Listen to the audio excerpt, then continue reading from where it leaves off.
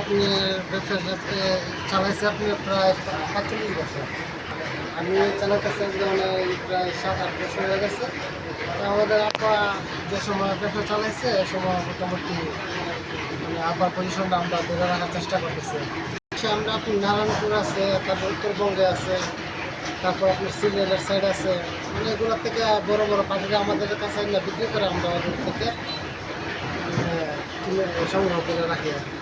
আমরা আপনার দেশি সরিষা বাংলায় তো এই জন্য আপনার সব জলের কিন্তু খুব ঘ্রাণ পাওয়া যাচ্ছে। তেলের ফ্লেভার অনেক ভালো, মানে দেশি সরিষা, মাঝি সরিষা যেটা কালোটা ওইটা আর সেলা সরিষা আমরা মিক্স করে বানিয়ে।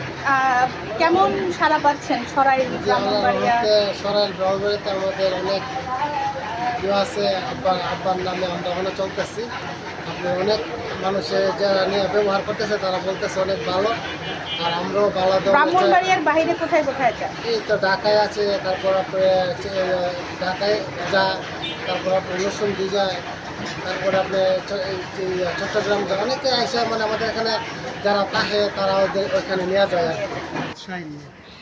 শাহিন ভাই, আমি আপনার কাছে একটু জানতে চাচ্ছি যে এই যে আপনার বাবা প্রায় দীর্ঘ ৪৫ বছর এই ব্যবসাটা পরিচালনা করেছেন, এখন আপনারা দুই ভাই এই ব্যবসাটা পরিচালনা করছেন, এই যে খাঁটি মানের সরিষার তেল মানুষের মধ্যে দিতে পারছেন, এই জিনিসটা কেমন লাগে?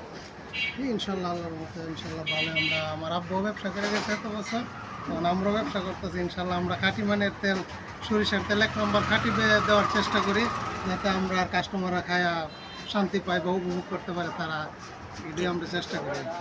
এটা আমার আব্বার নাম আব্দুল কুদ্দুস মিয়া। আব্দুল কুদ্দুস মিয়া বললেই সবাই চিনি। আব্দুল কুদ্দুস মিয়া সরিষার তেল বললেই সবাই। মিত্র মারা গেছে, আব্দুল কুদ্দুস মিয়া সরিষার তেল। ধন্যবাদ।